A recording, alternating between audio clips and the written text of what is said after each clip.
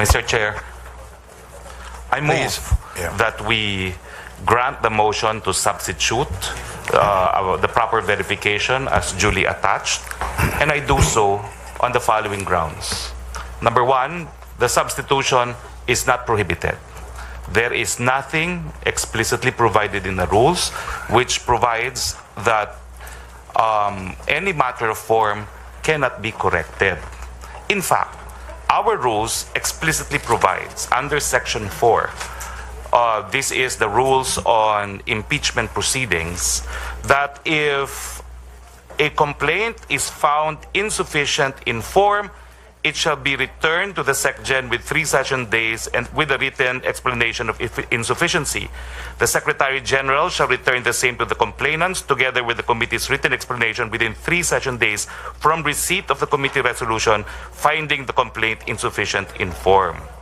Now, the next paragraph, the first sentence says, should the committee find the complaint sufficient in form, it shall then determine if the complaint is sufficient in substance. The same paragraph says that if the committee finds that the complaint is not sufficient in substance, it shall dismiss the complaint and shall submit its report.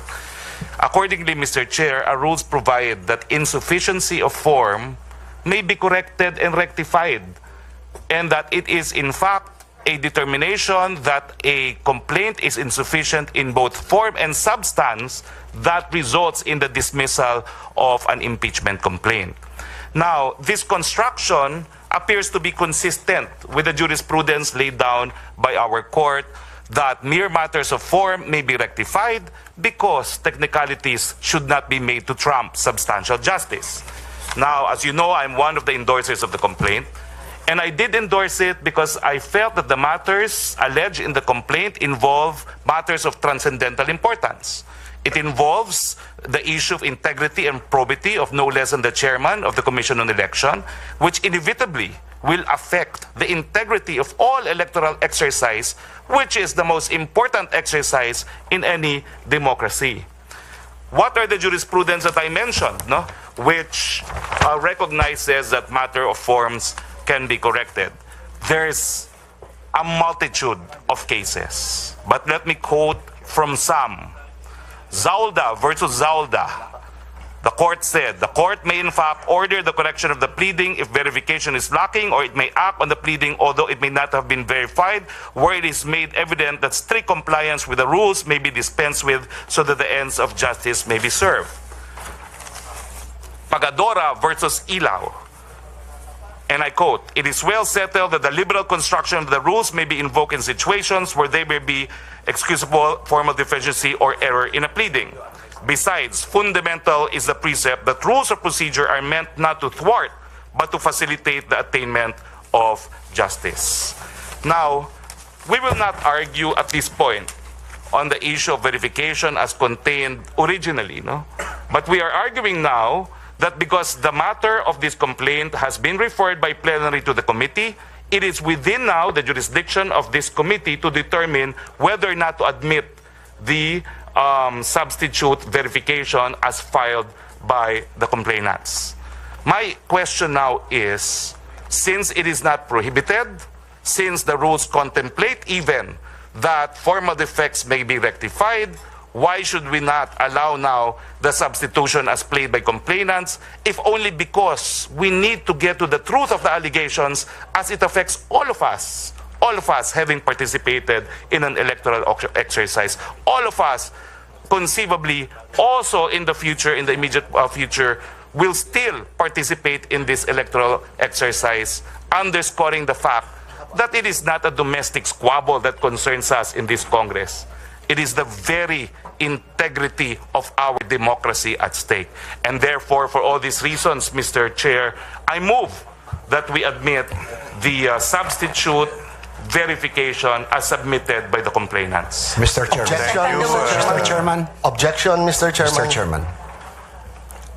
Okay, what is the objection of Mr. Chair, the motion is not yet seconded. I have seconded. Objection to the motion, Mr. Chairman. So Objection let to the us hear motion, Mr. first Chairman. the objections to the motion. Mr. Chairman. I also register my objections so that I can be given the time to explain my objection. This representation also, Mr. Chair, Objection is also registering Please its list objection. down the objector. Go ahead, Congress.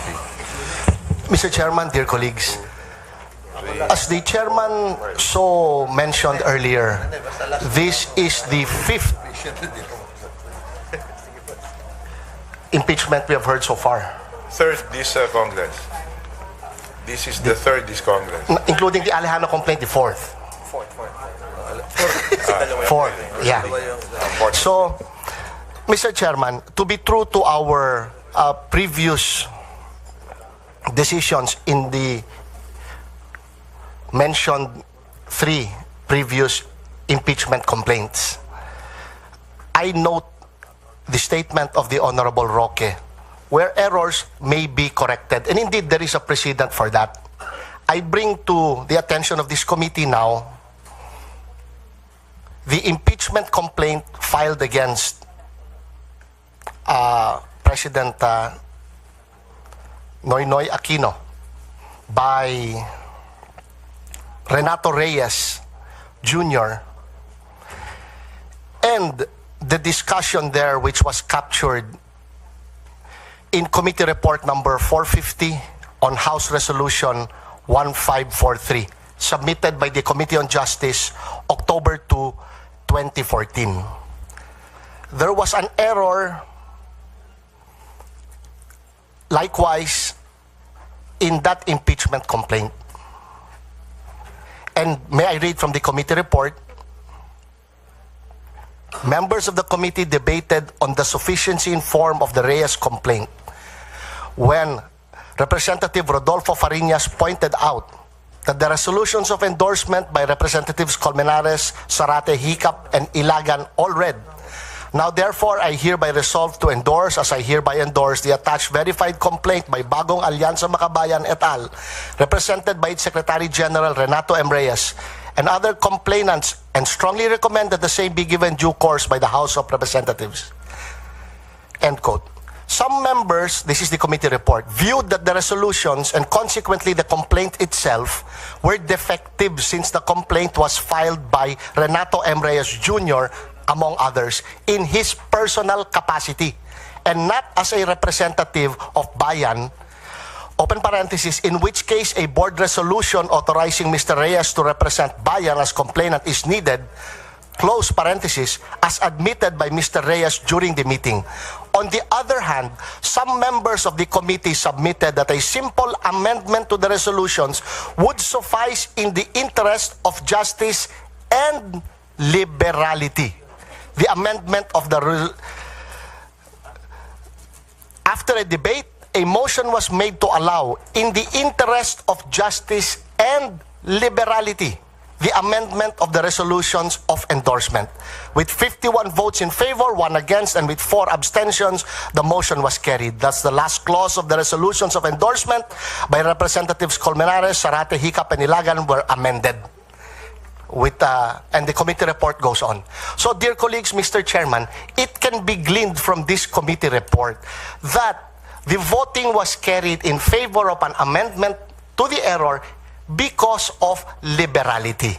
And it has already been stated by our majority leader in the Alejandro complaint, this would be the last time the Committee on Justice would allow for errors in liberality in form.